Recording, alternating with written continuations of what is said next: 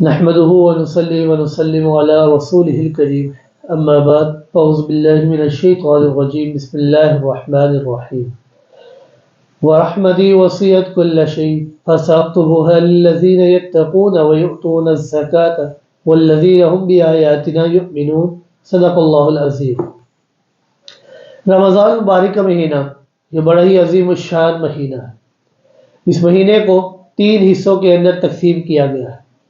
آپ صلی اللہ علیہ وآلہ وسلم نے فرمایا اولہ رحمہ واوسطہ مغفرہ وآخرہ عتق من النار، جس کا پہلا حصہ رحمتوں والا، دوسرا حصہ مغفرت والا، تیسرا حصہ جہنم سے خلاصی والا۔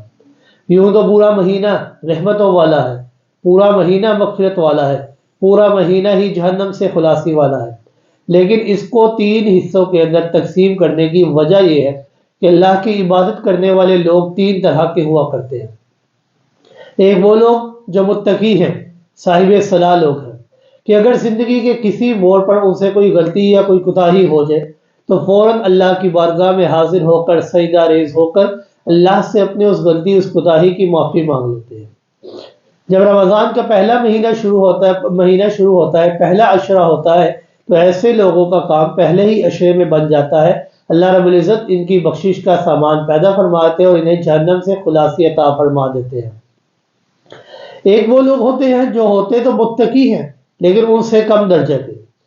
وہ لوگ جب رمضان کا مہینہ شروع ہوتا ہے، پہلے عشرے میں اللہ کی عبادت کرتے ہیں، اللہ کی ریاضت کرتے ہیں، روزے رکھتے ہیں، نمازیں پڑھتے ہیں، زکوٰۃ ادا کرتے ہیں، اللہ کی رحمت کو اپنی طرف متوجہ کرتے ہیں، تو دوسرے عشرے کے اندر اللہ کی رحمت ان کی طرف متوجہ ہوتے ہوئے اللہ رب العزت انہیں بھی جہنم سے خلاصی عطا فرما دیتے ہیں۔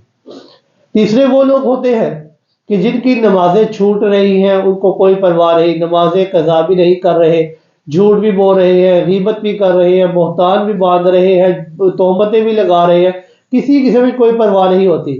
جب رمضان مبارک کا مہینہ شروع ہوتا ہے، پہلے عشرے میں اللہ کی عبادت کرتے ہیں، اللہ کی ریاضت کرتے ہیں، روزے رکھتے ہیں، زکوٰۃ ادا کرتے ہیں، رحمت کو اللہ کی اپنی طرف متوجہ کرتے ہیں، دوسرے عشرے میں اللہ کی مغفرت کو اپنی طرف متوجہ کرتے ہوئے روزے رکھتے ہیں، قیام اللیل کرتے ہیں، تراویح ادا کرتے ہیں، قرآن کی تلاوت کرتے ہیں، سنتے ہیں۔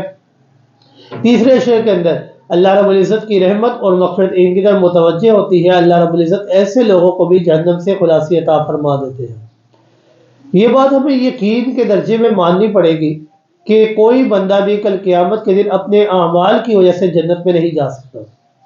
حضرت ابو ہریرہ رضی اللہ تعالیٰ فرماتے ہیں کہ آپ صلی اللہ علیہ وآلہ وسلم نے فرمایا کہ کوئی بندہ بھی اپنے اعمال کی وجہ سے کل قیامت کے دن جنت میں نہیں جائے گا۔ صحابہ کرام عرض کرتے ہیں یا رسول اللہ صلی اللہ علیہ وآلہ وسلم آپ بھی؟ آپ صلی اللہ علیہ وآلہ وسلم نے فرمایا نام جی ہاں میں بھی۔ حالانکہ آپ صلی اللہ علیہ وآلہ وسلم ہمارے لیے ایک کمپلیٹ رول ماڈل ہے، ایک مثال ہے، نمونہ ہے، ان کے بتائے ہوئے طریقے کے مطابق آپ اپنی زندگیوں کو بسر کرتے ہیں۔ وہ بھی فرما رہے ہیں کہ میں اپنے اعمال کی وجہ سے جنت میں نہیں جاؤں گا بلکہ اللہ کی رحمت کی بدولت میں جنت میں جا سکتا ہوں۔ تو اللہ کی رحمت یہ یوں ہی نہیں ملا کرتی۔ جس طرح دنیا کی کوئی بھی چیز ہے، جب تک آپ اس کو استعمال نہیں کریں گے تب تک آپ کو وہ چیز فائدہ نہیں دے گی، بالکل اسی طرح اللہ کی رحمت کے اسباب جب تک ہم نہیں اپنائیں گے تب تک اللہ کی رحمت ہماری طرف متوجہ نہیں ہوگی۔ اللہ کی رحمت کے بہت سارے اسباب ہیں، چند اسباب پیش کرتا ہوں۔ پہلا سبب اللہ کی رحمت کا یہ ہے کہ اللہ رب العزت نے فرمایا فَسَأَكْتُبُهَا لِلَّذِينَ يَتَّقُونَ، میں اللہ کی رحمت ان لوگوں کی طرف متوجہ ہوتی ہے جو تقوی اختیار کرتے ہیں، جن کے دلوں کے اندر تقوی کی صفت، تقوی کی دولت موجود ہو، میں اللہ کی رحمت ان کی طرف متوجہ ہوتی ہے۔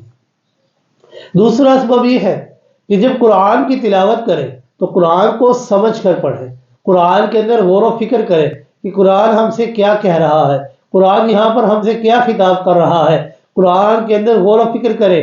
یا اگر قرآن کی تلاوت ہو رہی ہے تو خاموشی کے ساتھ اس کو سنا کریں۔ اللہ رب العزت نے فرمایا وَإِذَا قُرِئَ الْقُرْآنُ فَاسْتَمِعُوا لَهُ وَأَنصِتُوا لَعَلَّكُمْ تُرْحَمُونَ، خاموشی کے ساتھ اس کو سنو تاکہ اللہ کی رحمتوں کا نزول تمہارے اوپر ہو سکے۔ تیسرا سبب یہ ہے کہ ایک دوسرے کے ساتھ بھلائی کا کام کرنا ہے، احسان والا معاملات کرنے ہیں۔ اللہ رب العزت نے فرمایا ان رحمت اللہ قریب من المحسنین، میں اللہ کی رحمت نیکوکاروں کے، احسان کرنے والوں کے، بھلائی کرنے والوں کے بڑے ہی قریب ہوا کرتی ہے۔ چوتھا سبب یہ ہے کہ دو مومن ہیں، ان کے درمیان اگر کوئی جھگڑا ہو گیا ہے یا کوئی فساد برپا ہو گیا ہے تو ان کے درمیان صلح کرواؤ۔ انما المؤمنون اخوہ فاصلحوا بین اخویکم، ان کے درمیان صلح کرواؤ۔ یہ صلح کروانا یہ تمہارے لیے اللہ کی رحمتوں کے نزول کا سبب بن سکتا ہے۔ اور ایک سبب اللہ رب العزت نے ذکر فرمایا کہ سبب یہ ہے کہ تم نے نیکی کا حکم دینا ہے اور برائی کے کاموں سے روکنا ہے۔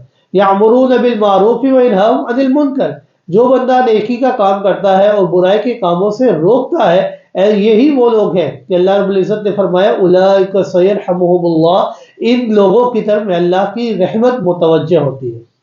اور ایک سبب یہ ہے کہ اگر انسان کو کوئی تکلیف پہنچی ہے یا کوئی مصیبت اس کے اوپر آ گئی ہے یا مشکلات کی گھڑی میں کے اندر وہ گھر گیا ہے یا پھنس چکا ہے، تو ایسے لوگ اپنے آپ کو مصیبت کے اندر صبر کے دامن کو نہ چھوڑے، بلکہ صبر کے دامن کو مضبوطی سے تھامے رکھے، اللہ سے مدد اور استعانت طلب کرے۔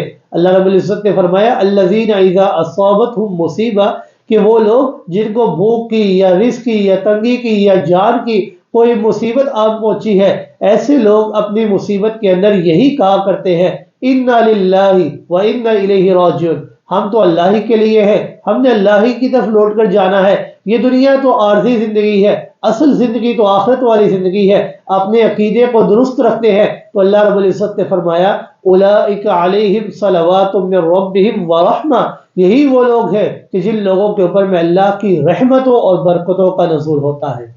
تو گویا کہ اگر اللہ کی رحمت چاہتے ہو تو اللہ کی رحمت کو اپنی طرف متوجہ کرنا چاہتے ہو تو تمہیں اللہ کی رحمت کے اسباب تلاش کرنا پڑیں گے۔ اور یہ رمضان المبارک کا مہینہ یہ رحمتوں والا مہینہ ہے، اس میں اللہ کی رحمت کے اسباب تلاش کر کے اللہ کی رحمت کے مستحق بن جاؤ۔ اللہ رب العزت سے دعا ہے کہ اللہ رب العزت ہمیں عمل کرنے کی توفیق عطا فرمائے۔ وما علینا الا البلاغ المبین۔